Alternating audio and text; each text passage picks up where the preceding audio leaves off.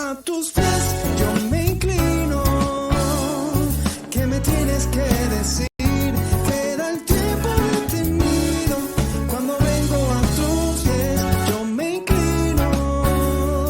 Mi oído es para ti si tú estás.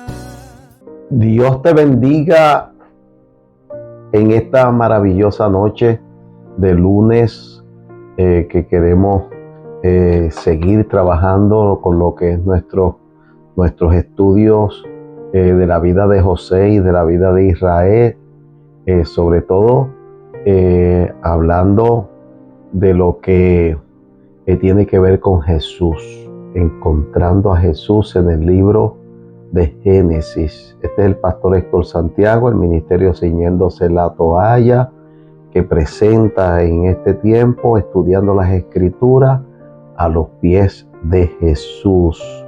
Y qué bueno que estás conmigo. Quiero orar para que comencemos rapidito y tengamos la experiencia linda de la noche de hoy. Señor, te damos gracias por todas las cosas que tú nos das. Y gracias, Señor, porque tú eres real, porque tú eres la vida y porque tú nos ayudas, Señor, a que podamos dar estas lecciones y enseñar desde nuestra plataforma. Bendícenos, Señor, en el nombre de Jesús. Amén, amén y amén. Y hoy vamos a estar en la lección número 51 de la historia de José, capítulo 38 del libro de Génesis. Te recuerdo el lápiz, la libreta y la Biblia, que son importantes. Y también te recuerdo que los viernes a las 7 de la noche estamos dando un estudio por esta misma plataforma que tiene que ver con la profecía de Daniel, como unas verdades proféticas escatológicas, pero también históricas, que nos ayuden a entender ciertos aspectos del Apocalipsis o ciertos aspectos del tiempo que nos ha tocado vivir a cada uno de nosotros, los tiempos del fin. Y en ese sentido, pues tenemos, sobre todo nosotros los que somos creyentes, tenemos que estar al día. Así que lo hacemos de una forma amena, de una forma simple, para que alguien que quiera aprender, para que pueda también enseñar, pues lo pueda hacer. Y en el capítulo 37, haciendo una breve introducción, les recuerdo que hasta el capítulo 37 vimos que los hermanos de José lo vendieron para Egipto, y el último verso decía que lo habían vendido a Potifar. Así que lo retomaremos yo entiendo que la próxima semana. Pero el libro de Génesis hace un paréntesis en el capítulo 38 con una historia de uno de los hijos de Jacob. En este sentido, o en este momento, vamos a hablar de Judá, ¿no? El cuarto hijo de Jacob. Y este hijo de Jacob tiene una historia que se introduce en la Biblia y se introduce en el libro de Génesis, en la historia de José y en la historia de lo que es la línea mesiánica, porque la línea mesiánica viene por Judá. Ya yo he ido formando esa línea de tiempo. La voy repitiendo algunas cositas, pero y de hecho voy a escribirla para volvértela a presentar, para que vayas teniendo evidencia desde Génesis hasta Jesús. ¿Quiénes son los integrantes, las familias que van integrando lo que es la línea mesiánica? Y un elemento que tiene la línea mesiánica, que lo enseñamos cuando enseñamos la genealogía de Jesús en Mateo, la genealogía de Jesús en Lucas, es que no tan solamente judíos porque estoy hablando que en este caso es Judá, no tan solamente judío, y no tan solamente ciertas personas son parte de esa línea, sino que usted conoce y yo conozco que hay personas que son de otros pueblos, que el concepto es gentil. Gentil es el que no es de la línea de Abraham. Que no es de la línea de Abraham, termina siendo un gentil. No es judío, es gentil. Y este gentil, hay unos gentiles que entran porque Dios lo permite, y esta historia nos va a reseñar esa verdad. Dios nos permite que Rahab la ramera, que desconocen para el libro de Josué, cuando el pueblo va a entrar a poseer la tierra, hay una ramera, que esa ramera no es que vendía ramos, esa Rahab es porque tenía un centro de prostitución, pero esa ramera va a formar parte de la genealogía de Jesús, a formar parte de la genealogía de Jesús. Y luego también una moabita, donde se le había dicho al pueblo que no permitiera que los moabitas entraran en lo que es, vamos a decirle, Israel. Pues esa moabita, Ruth, la moabita, pues, también entra dentro de la genealogía de Jesús. Y ahora hay una aquí en esta historia del capítulo 38, hay una tercera que no se habla mucho de ella, pero si usted, y de hecho cuando entre ya en la explicación, pues en algún momento dado le doy la cita, donde también entra en la genealogía de Jesús. Y yo les voy a narrar un poquito la historia, aun cuando voy también a leer uno que otro verso, pero no es que voy a leer todo el capítulo 38, le voy a ir narrando la historia y usted pues se encarga de leer el capítulo 38 y con lo que yo le explique, usted va a caer en lo que es la historia de Judá con esta mujer que se llama Tamar.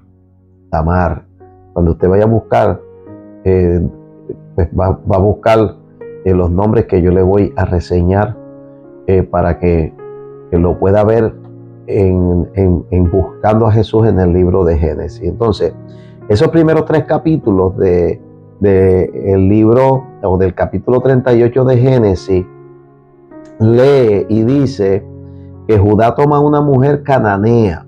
Recuerde que Abraham, que Isaac aprenden, Abraham le enseña a Isaac le debe haber enseñado a Jacob. De hecho, en un momento dado, cuando envían a Jacob a Padán Aram, a donde estaba la familia de Abraham y de Rebeca, lo que se dice, lo que se establece, es que Esaú estaba cogiendo mujeres cananeas para hacer sentir mal a Isaac. Y pues eso era pecado, meterse con una mujer cananea, con dioses ajenos y con montones de cosas, era pecado. Sin embargo, fíjese que dentro de los 12 hijos de Jacob, el que carga la responsabilidad, y obvio, y él no lo sabe, tampoco vamos a decir que él lo sabía, pero el que carga esa responsabilidad mesiánica, dice que toma para sí una mujer cananea, hija de Súa, y tiene con ella 3 hijos. El primer hijo se llama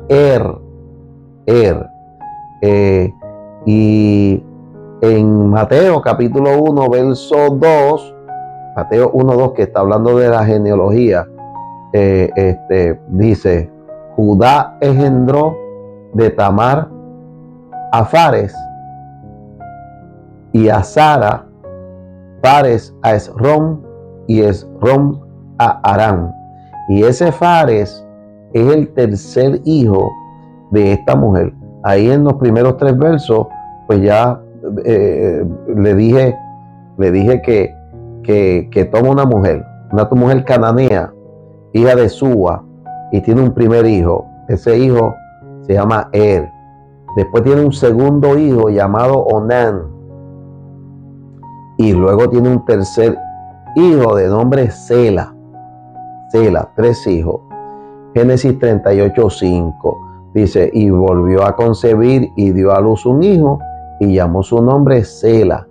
Y estaba en Kesib cuando lo dio a luz. El que está en Kesib es Judá. Es Judá, porque como dice, no se esforzaba mucho. Una característica que parece que está tirando ahí, porque los hijos de Jacob se las traían. Ya yo he hablado aquí del mayor, pero ahora este es el cuarto y se las traían, eran difíciles, y algunos de ellos, ¿cómo dice? Eran peleones, eran gente que le gustaba fajarse. Hasta el verso 6, yo le voy a hablar del verso 6, que dice, y después Judá tomó mujer para su primogénito, la cual se llama Tamar. Entonces, Tamar, esta mujer cananea también, viene a ser mujer de su primer hijo. Esa es la historia de ese capítulo 38. Y dice en el verso 7, usted lo va a encontrar en el verso 7, el primer problema. Dice, el primogénito de Judá, fue malo ante los ojos de Jehová, y le quitó Jehová la vida. Y mire, y en la historia de la Biblia no hay muchos textos como que Dios le quite la vida a alguien por ser malo. Pero este muchacho, que debió ser bien malo, o sea, para que Dios le quitara la vida, para que Jehová Dios le quitara la vida, debió ser una persona contraria a Dios, aun cuando está dentro de la familia de Judá, pero de la familia de Judá, y Judá mezclado con cananeo. Entonces, dentro del desarrollo, fíjese que la Biblia es parca, porque realmente la Biblia quiere llegar a Tamar, a la historia de Tamar, no a la historia de Por lo tanto, no da mucho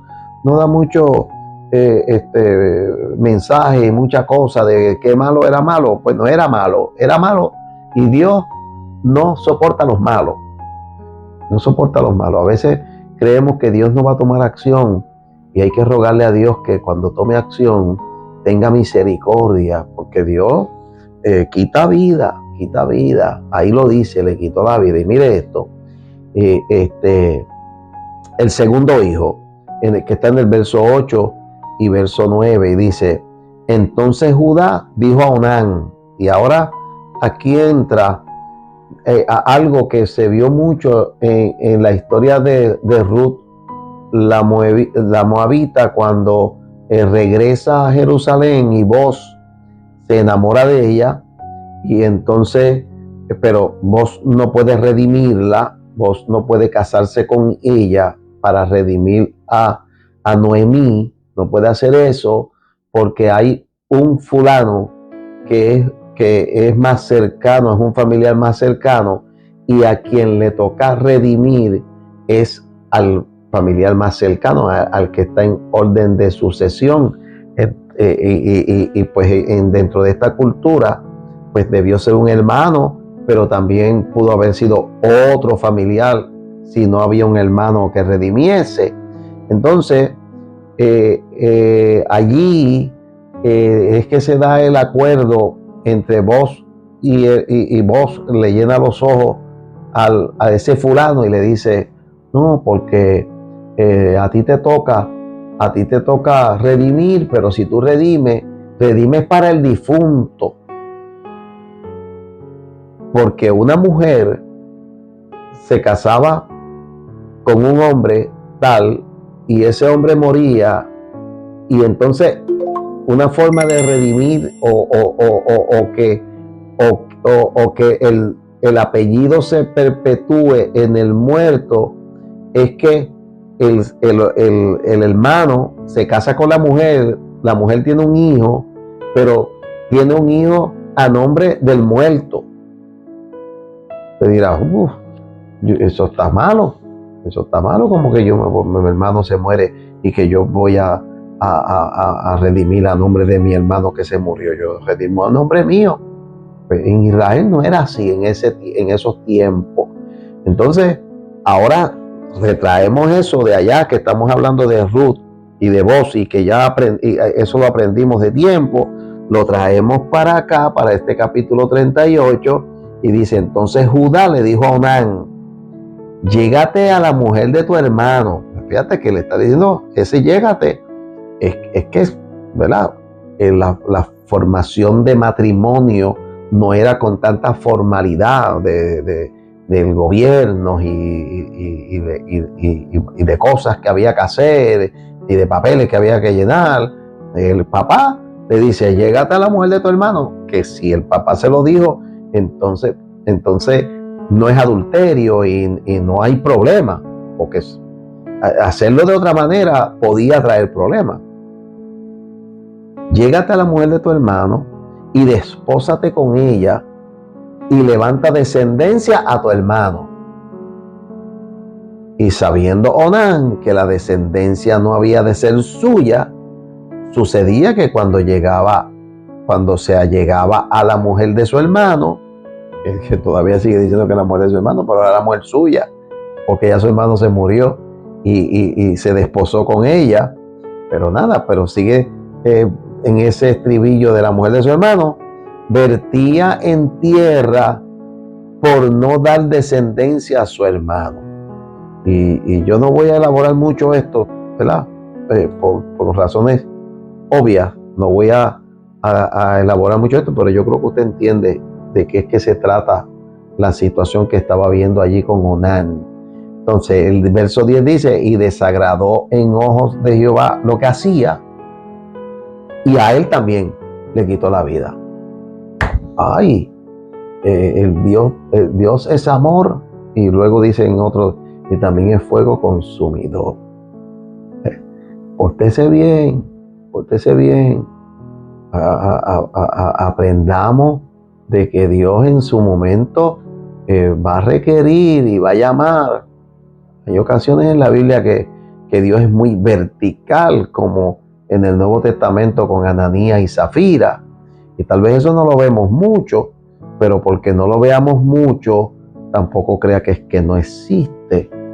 Dios es justo, pero Dios también tiene su carácter y hay cosas que le desagradan.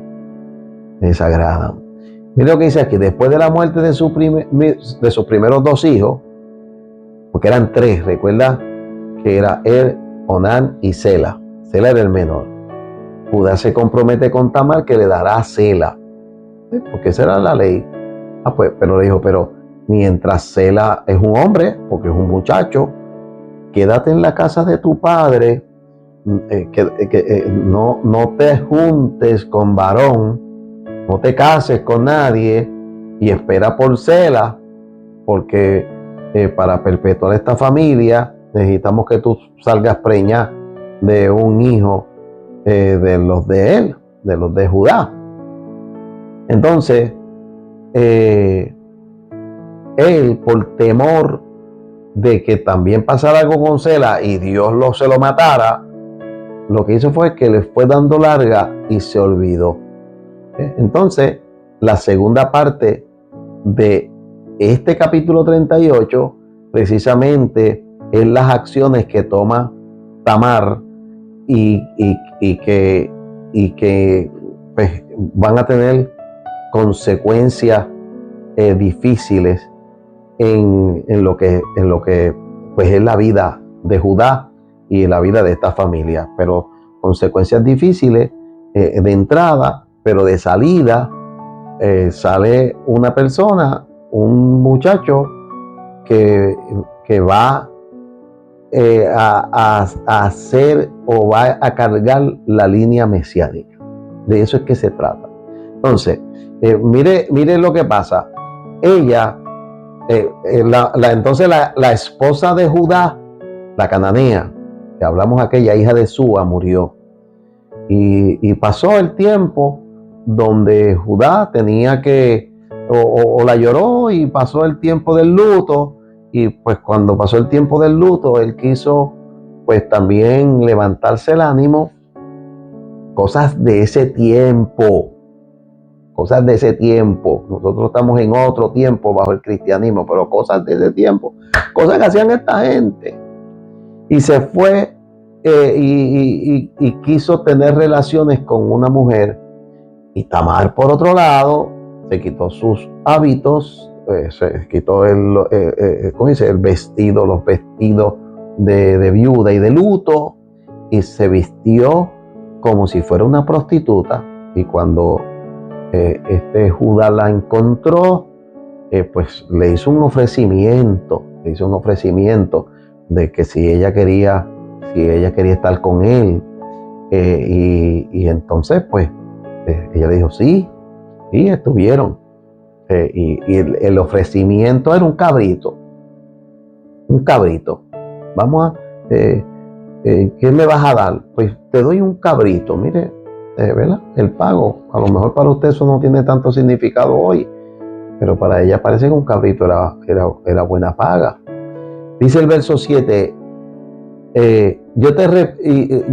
respondió, yo te enviaré del ganado un cabrito de las cabras. Y ella dijo, dame una prenda hasta que lo envíe. Entonces Judá dijo, ¿qué prenda te daré? Y ella respondió, tu sello, tu cordón y tu báculo que tienes en tu mano. Y él se los dio y se llegó a ella, y ella concibió de él, salió preña. En otras palabras, él se llegó a ella, pero ella se quedó con 3 cosas de él. Yo las vuelvo a leer para que usted y yo las captemos. Tu sello, tu cordón y tu báculo. Estas 3 cosas, ella se quedó con ella. Y vamos a decir que pasando el tiempo, vino alguien con el bochinche ante Judá. Tu nuera está preña. Y tu nuera fornicó. Y ahora Judá dijo, pues hay que apedrearla, hay que matarla, porque había que tomar una acción con ella. Y fíjense que yo voy a dar un brinco hasta el verso 27, que dice, y aconteció que el tiempo de dar a luz, y aquí había gemelos en su seno. Bueno, antes de que llegue a eso, la mandaron a matar, la mandaron a coger. Y cuando la van a sacar para apedrearla, ella dijo, de la persona, yo estoy preñada de la persona que tengo estas 3 cosas, este sello, este cordón y este báculo. Y cuando fueron a buscar, él dijo, wow, esos son míos. Así que ella es más justa que yo, porque yo nunca le di al tercer niño por temor de que Dios lo fuera a matar. Mire cómo se complicó esto. Él no le dio al niño para que se casara con ella, obvio, con la diferencia de edad que tuvieran, etcétera. Pero entonces ahora ella tiene un hijo, va a tener un hijo del suegro, que de la Biblia especifica que más nunca él se llegó a ella, porque él se llegó a ella solo porque pensó que era una prostituta. Entonces ahí entra el verso 27 que dice, y aconteció que en el tiempo de dar a luz había gemelos en su seno. En la Biblia, en esta familia de los gemelos eran común, ¿sabe? Habían gemelos. Recuerde que Jacob también era gemelo con Esaú. Esto no es nuevo, habían gemelos. Pero mire qué cosa tiene Dios, mire las cosas de Dios, cómo Dios selecciona, cómo Dios señala, cómo Dios hace que las cosas ocurran. Dice, sucedió cuando daba a luz, que sacó la mano el uno, el primero, el mayor, sacó la mano, y la partera tomó y ató en su mano un hilo de grana. Hay gemelos y el gemelo saca la mano para salir primero, y y todavía no ha salido, pero saca la mano y la partera le amarra un hilo de grana para que se sepa que ese es el primero, y dice y puso, este salió primero, pero volviéndole a meter la mano, o sea, metió la mano con todo hilo de grana para allá, y aquí salió el hermano que salió entonces primero completo, que no tenía hilo de grana, y ella dijo, ¿qué brecha te has abierto? Y llamó su nombre Fares. Es Fares, que quiere decir eso, ese concepto, el que hace una brecha. O sea, no le pusieron como Jacob, usurpador, le pusieron Fares. Después salió su hermano, el que tenía en su mano el hilo de grana, y llamó su nombre Sara.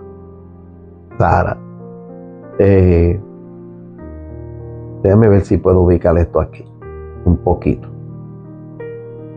Y entonces, ahí es que vuelvo y le enmarco Mateo capítulo 1 y verso 2, que dice, y Judá, dice cuando está hablando de la genealogía de Jesús, que viene desde Adán y una va hasta Abraham. Pero dice, y Judá engendró de Tamar a Fares y a Sara. Y Fares, ¿cuál es? El que no tenía el cordón de grana. Ese es el que se mete dentro de la línea del Mesías, hijo de Judá, pero de Tamar la cananea. Así funciona. Y por eso, y la Biblia dice que toma este tiempo, introduce, encaja esta situación de familia, para que nosotros veamos que Dios está metido, depositando el que Jesús no tan solamente, aunque hacía falta una familia y estaba profetizado que fuera de Israel, y estaba profetizado que fuera judío, o sea, que fuera de Judá, de la línea de Judá, y estaba profetizado que fuera de una virgen. O sea, había muchos elementos profetizados, pero con todo y con eso, en esa línea, desde el desarrollo, desde Adán hasta el nacimiento de Jesús, van entrando personas que con normalidad son non gratum a Dios y vamos a decir al movimiento de las cosas santas y a las cosas de Dios. Vuelvo y les repito, los moabitas no podían entrar, sin embargo Ruth entró. Una historia que usted tiene que leerla en la Biblia, en el libro de Ruth. Tremendo. Una prostituta de Canaán, cuando ellos van a entrar a la tierra prometida, y que entran los espías. Recuerda que entran esos dos espías, y Rahab los coge y los baja por una ventana para que no los maten. Y ellos le dicen a Rahab, cuando nosotros vayamos a entrar a la tierra prometida, pon un cordón rojo en la puerta y mete a tu familia ahí dentro contigo, para que nadie, que vamos a venir preparados de que la casa que tiene el cordón rojo, nadie la puede tocar. Y Rahab se casa dentro de la línea mesiánica, y dentro de esa línea, pues ahora aparece Rahab la ramera, Ruth la moabita, y no se habla mucho, en las predicaciones no se trae mucho, pero hoy usted está aprendiendo que Tamar la cananea también, por medio de Fares, tiene y entra dentro de esa línea. Dice, esa historia rompe el recuento de la vida de José para introducir una historia que ciertamente no está en el orden de eventos, sino que apela como la vida de Judá siguió su historia sin José. O sea,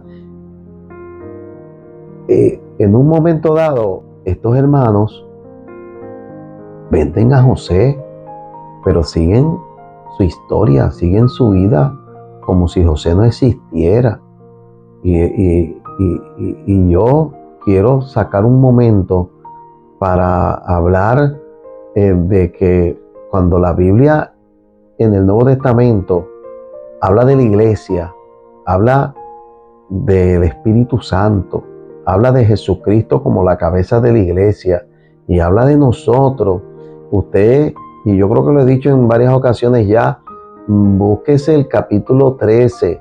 Usted se puede leer el capítulo 12 del libro de Primera de Corintios, se puede leer el capítulo 13 y el 14, pero usted va a ver que aun cuando el capítulo 12 sobre todo le habla de ministerios, le habla de dones, le habla de cosas maravillosas y tremendas que ocurren en lo que es nuestra vida ministerial y en lo que es nuestra vida de hermano en Cristo. Aunque eso ocurre, el capítulo 13 y que luego Primera de Juan y los demás pues van a estar marcando: el que no ama no ha conocido a Dios, porque Dios es amor.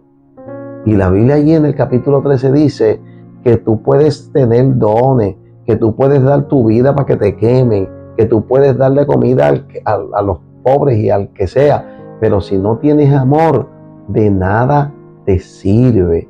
Mire, hay veces que en la vida, uno a veces tiene que ser neutral y no mirar para allá ni mirar para acá, ni hablar de aquel ni hablar del otro, ni tomar posición para allá ni posición para el otro lado, porque en lo que usted puede pensar que es bueno, puede ser malo, porque la Biblia dice que en estos tiempos a lo malo le decimos bueno, y puede ser malo. Y yo siempre tengo un refrán de muchos años, y en donde he tenido tiempo de ministrar, pues lo he dicho: usted evítese ser enemigo de un amigo de Dios. No sea enemigo de un amigo de Dios, porque le va a ir mal. Aun cuando usted pueda tener todos los elementos de juicio para decir aquello o lo otro, tenga cuidado. Estos hombres están viviendo, y yo en estos estudios pues me voy dando cuenta de cosas y las traigo, porque estos hombres son la base de lo que es el Antiguo Testamento en términos de patriarcas, los hijos de Israel, y que son los 12 hijos de Israel, que usted los va a ver vamos a decir, en el Apocalipsis, que lo va a ver en diferentes plataformas, y que empiezan a hablar de fulano, y que dicen, hay quien dice, y yo lo repito, lo repetí hace unos días atrás, o lo dije hace unos días atrás y lo repito ahora, que cuando usted ve el Apocalipsis, allí usted va a ver los 24 ancianos, y que escatológicamente alguien le va a decir, allí están los 12 apóstoles, que después pues surge una situación entre Matías y Pablo, pero hay 12 apóstoles y allí están los 12 patriarcas. Los 12 patriarcas fueron unos sinvergüenza. Hasta aquí, que cogieron a José y lo vendieron, lo querían matar, lo vendieron a Egipto, a Potifar, o de hecho ellos lo vendieron a los ismaelitas. Ellos ni saben qué pasó con José por ir para allá. Y vete por ir para allá abajo, que no te queremos. Pero se va dando esta vida material, y eso nos va a llevar a algo espiritual. Así que Dios nunca llega tarde, sino que espera una de dos cosas: que el pecado llegue a ser consumado. Eso es lo que está en Génesis capítulo 18, cuando los ángeles van hacia Sodoma, le dicen: vamos a ver si ya el pecado se consumó. Y si ha sido consumado, vamos a destruir.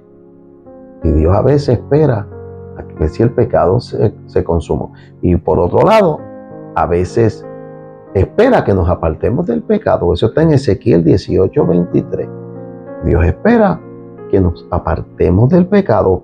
Y la gente dice, ¿y por qué Dios no pone la mano? ¿Y por qué Dios no se mete? ¿Y por qué Dios permite la injusticia? ¿Y por qué permite que a José le hagan injusticia? Porque hay un propósito. Y cuando hay un propósito de Dios en las cosas, pues Dios nos pasa por la plancha, nos pasa por el momento difícil, nos pasa por el trillo, porque hay propósitos de Dios. Así que este capítulo quise introducirlo así, en esta forma, vamos a decir, narrado, no leído, narrado, para que usted agarre lo que estamos buscando a Jesús en el libro de Génesis. Ahí en Fares encontramos a la línea de Jesús con una cananea que se llama Tamar, que llegó por accidente a tener relaciones con su suegro, que es uno de los hijos de Jacob, Judá. Dios te bendiga, Dios te guarde. Recuerda, el pastor Héctor Santiago, estudiando las Escrituras a los pies de Jesús. Te damos gracias, Señor, y te bendecimos, y te pedimos auxilio, te pedimos ayuda, y te pedimos, Dios mío, que tu mano poderosa haga que estas lecciones lleguen a mucha gente que les hace falta. En el nombre de Jesús lo pedimos. Amén, amén y amén. Recuerda, viernes a las 7 de la noche estamos en la profecía, y todos los días, en la mañana, búscanos, que hay sorpresas para ti. Señor te continúe bendiciendo.